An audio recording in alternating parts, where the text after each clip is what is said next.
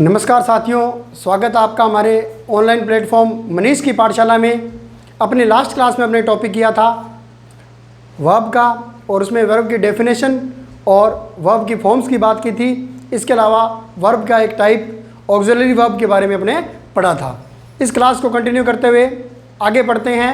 Verb का एक और प्रकार, कुछ वर्ब होती है जिन्हें फाइनाइट वर्ब कहा जाता है और कुछ होती है जिन्हें नॉन फाइनाइट कहा जाता है। फाइनाइट और non finite verb.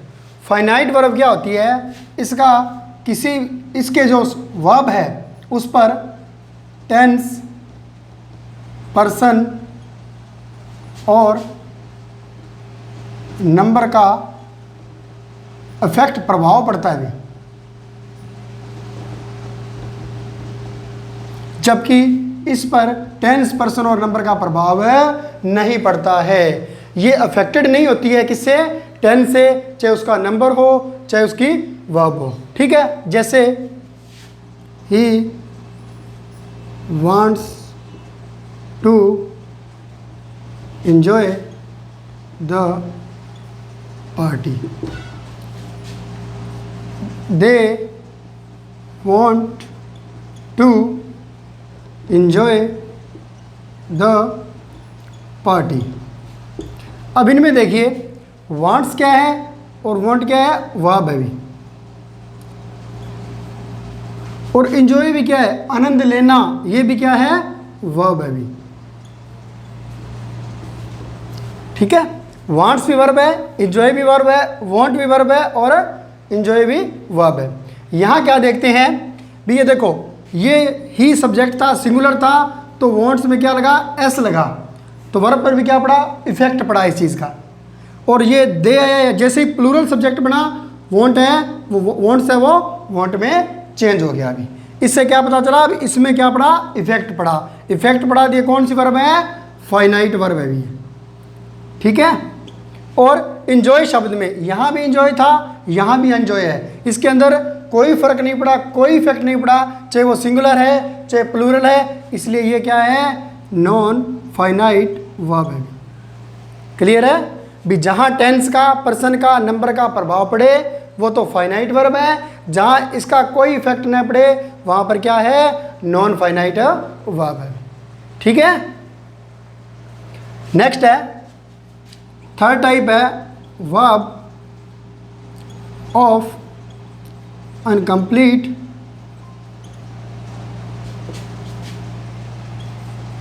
Prediction. Verb of incomplete predication. ये क्या बताती है? जैसे अपने कुछ वर्ब ऐसी होती है जिनका अर्थ पूरा करने के लिए अपने को कोई ना कोई वर्ड चाहिए। जैसे ही इज। अब इस वर्ब को पूरा करने के लिए अपने को सेंटेंस की और आवश्यकता है। जैसे he is a doctor, they went. अब ये शब्द है दे वेंट, वे चले गए। अब इसमें किसी अन्य शब्द की आवश्यकता महसूस हुई क्या? नहीं हुई। जबकि इसमें अगर इसको ड्रॉप कर दे तो ही इज, यहाँ पर अपने को पूरा करने के लिए कुछ और शब्द चाहिए। तो वर्ब ऑफ इनकम्प्लीट प्रेडिकेशन क्या होती है? वर्ब को पूरा करने के लिए कोई अन्य शब्द या फ्रेज या सेंटेंस की आवश्यकता होती है। वो क्या कहलाती है? वर्ब ऑफ इनकम्प्लीट प्रेडिकेशन, या इनको कह सकते हैं एक तरह से लिंकिंग डिवाइस या लिंकिंग वर्ब भी कह सकते हैं। ठीक है, स्क्रीनशॉट ले लीजिए। आगे बढ़ते हैं। एक जो अन्य टाइप है वर्ब का वो है रेगुलर वर्ब, और एक है इररेगुलर वर्ब। रेगुलर वर्ब और इरेगुलर वर्ब वे वर्ब जिनका पास्ट पार्टिसिपल बनाते समय उनके साथ ईडी या डी या ऐसा वर्ड जो उसके वर्ब को इफेक्ट करे और उसकी फॉर्म के अंदर चेंज न हो, तो वो क्या कहलाता है? भी रेगुलर वर्ब कहलाती है। जैसे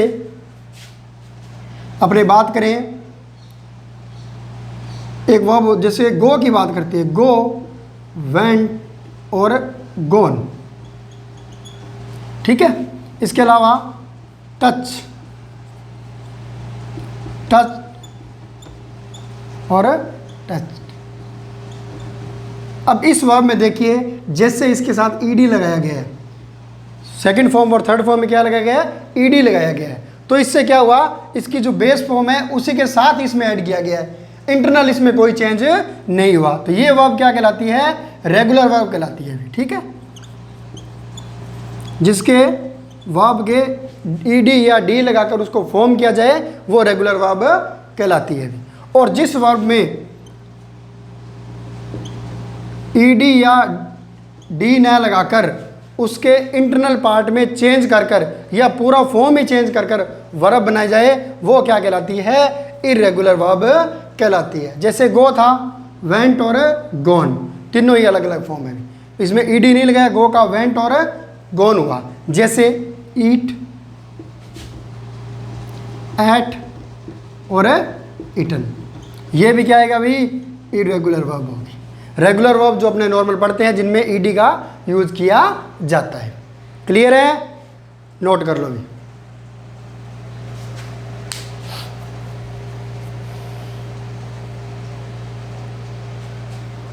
चले आगे।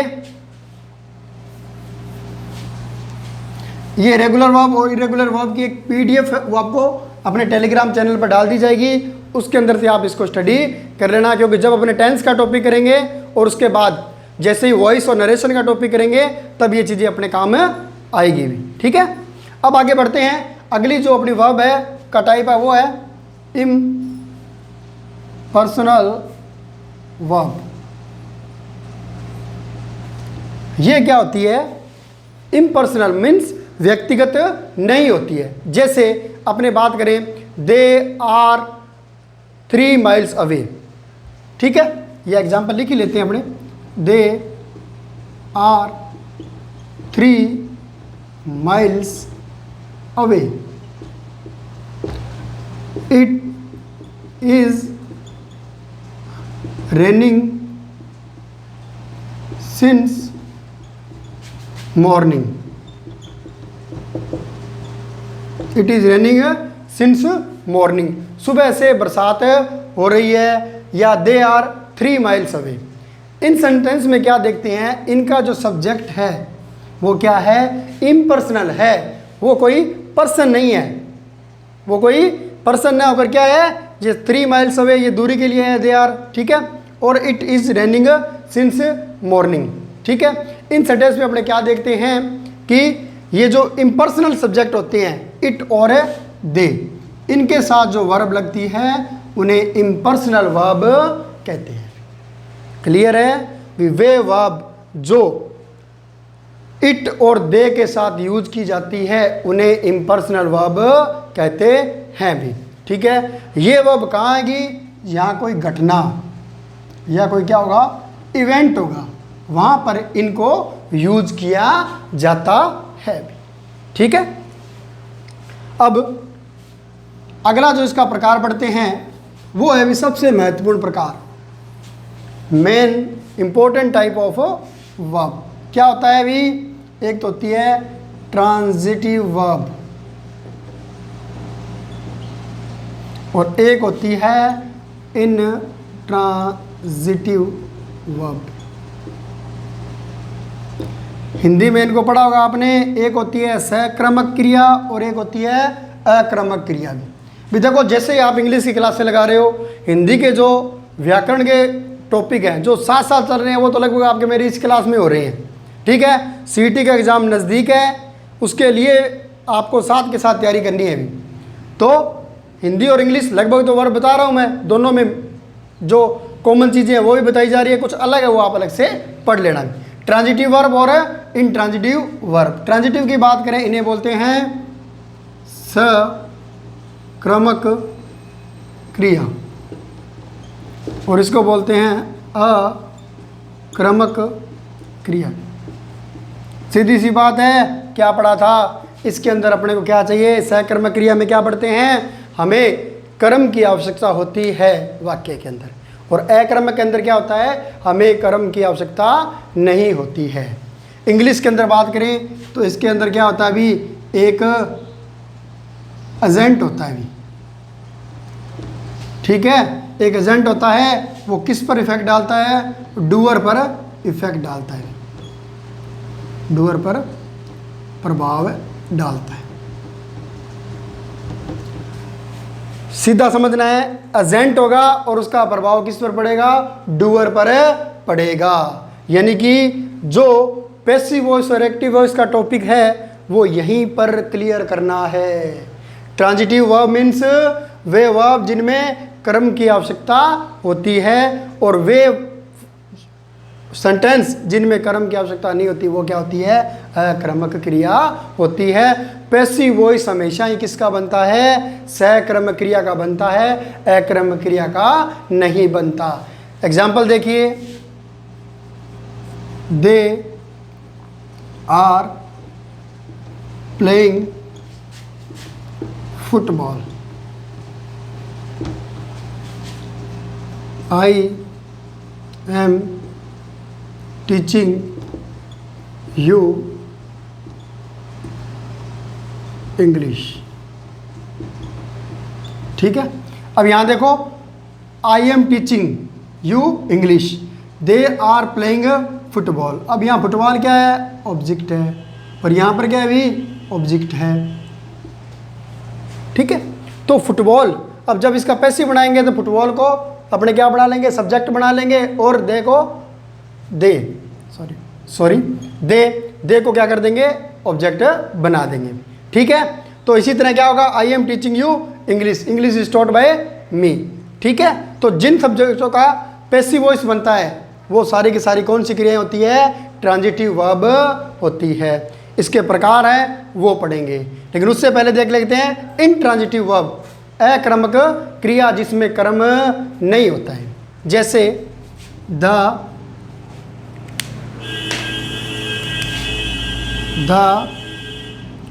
Birds fly in the sky, the birds fly in the sky. और एग्जाम्पल देखते हैं, they are eight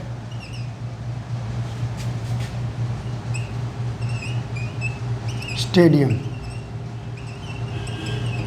they are at the stadium. अब इन सेंटेंसेस में देखिए, the birds fly in the sky.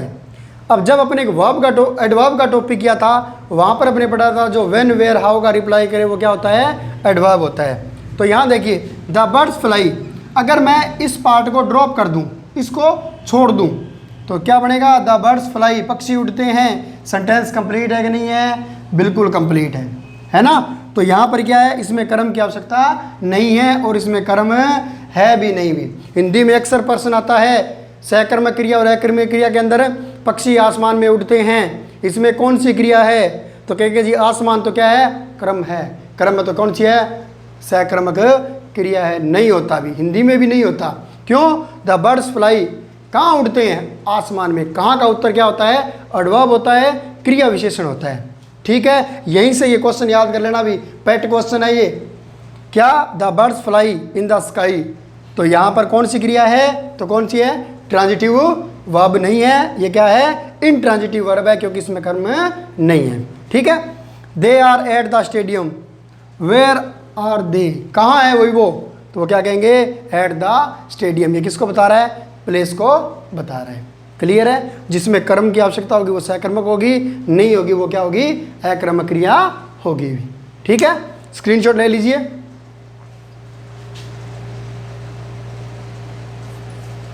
आगे बढ़ते हैं, नोट कर लिया होगा।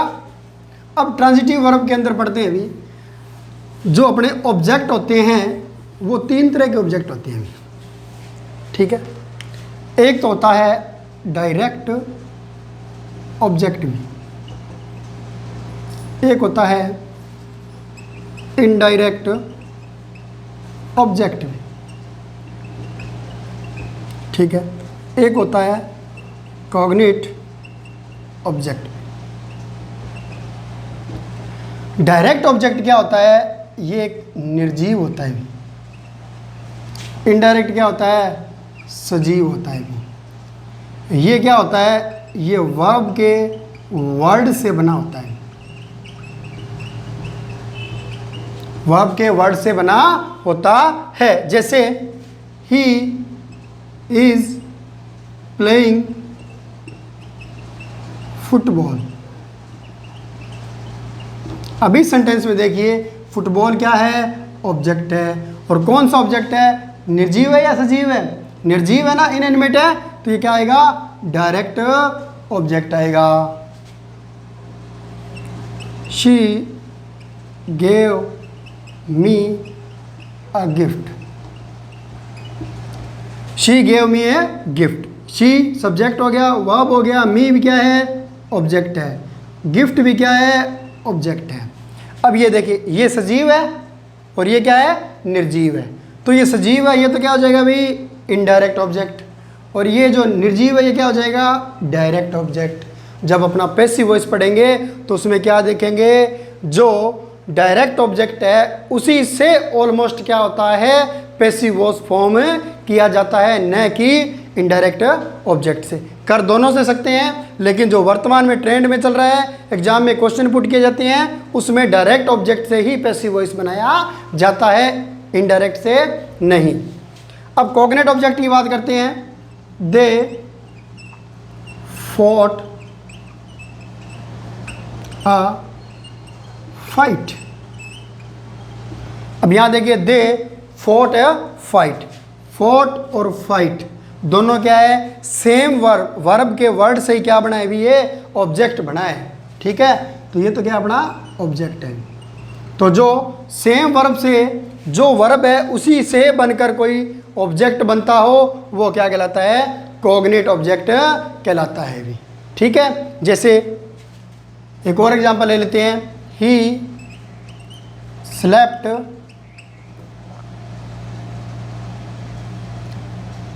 अ डीप स्लीप, ठीक है, वह गहरी नींद में सोया था। अब यहाँ देखो, स्लेप्ट और स्लीप दोनों स्लीप शब्द से बने हैं, फोर्ट और फाइट दोनों किससे बने हुए, फाइट शब्द से बने हैं। तो यहाँ पर ये कौन सा ऑब्जेक्ट होगा, दोनों के दोनों एग्जाम्पल किसके हैं, कॉग्निट ऑब्जेक्ट के एग्जाम्पल हैं। क्लियर है। तो ये सबसे जो महत्वपूर्ण है, अपने पैसिव वॉइस की दृष्टि से देखेंगे तो अपने लिए कौन सी वर्ब है, ट्रांजिटिव वर्ब और इंट्रांजिटिव वर्ब भी। तीन टाइप ऑब्जेक्ट की बात करें, डायरेक्ट ऑब्जेक्ट, इनडायरेक्ट ऑब्जेक्ट और कॉग्निट ऑब्जेक्ट भी। उसके बाद जहाँ पर सिंगल ऑब्जेक्ट दिया जाए उसे कहा जाता है भी मोनो ट्रांजिटिव वर्ब, ठीक है, आपको नोट्स में मिल जाएगा पीडीएफ में। इसको क्या बोलते हैं, मोनो ट्रांजिटिव वर्ब। और जिसमें दो ऑब्जेक्ट हो उसे डाई ट्रांजिटिव वर्ब, ठीक है। और ऐसा सब्जेक्ट या वर्ब जिसमें एक वर्ब हो और एक कॉम्प्लीमेंट हो, उसे क्या कहते हैं, उसे कहते हैं कॉम्प्लेक्स ट्रांजिटिव वर्ब भी। जैसे अपने बात करें, शी हैज़ इन्वाइटेड मी, यहाँ पर क्या है, मी क्या है भी, डायरेक्ट ऑब्जेक्ट है, ठीक है। तो ये अपना जो वर्ब है इसका टॉपिक यहीं पर समाप्त होता है, और उम्मीद करता हूँ आपको अच्छे से समझ में आ गया होगा और आप इसको ढंग से पढ़ना भी। अगर आपको कोई भी एग्जाम चाहिए, वो सीटी है, लेक्चरर है, ग्रेड 1 है, ग्रेड 2 है, ग्रेड 3 है, एलडीसी है, या बैंक का कोई भी एग्ज़ाम क्लियर करना है, वर्ब का टॉपिक सबसे पहले अपने को क्लियर होना ज़रूरी है, ठीक है। उसके बाद कल अपने एक सेंटेंस पढ़ा था अभी, कैट्स फाइट, ठीक है, एक एग्जांपल देखा था, कैट्स फाइट। यहाँ पर मैंने क्या कहा था, इसको गलती से वर्ब लगा दिया गया था, यहाँ ये वर्ब नहीं है अभी, यहाँ पर क्या है, ये डूअर ऑफ एक्शन है, ये डूअर ऑफ एक्शन तो है, लेकिन वर्ब क्या है, फाइट है, यानी एक्शन तो क्या है, फाइट है, और डूअर ऑफ एक्शन क्या है, कैट्स है भी। इसको आप चेक कर लेना, क्लियर कर लेना। इसके साथ ही आज का अपना वर्ब का टॉपिक समाप्त होता है। मिलते हैं अपनी नेक्स्ट क्लास में। Have a nice day. धन्यवाद।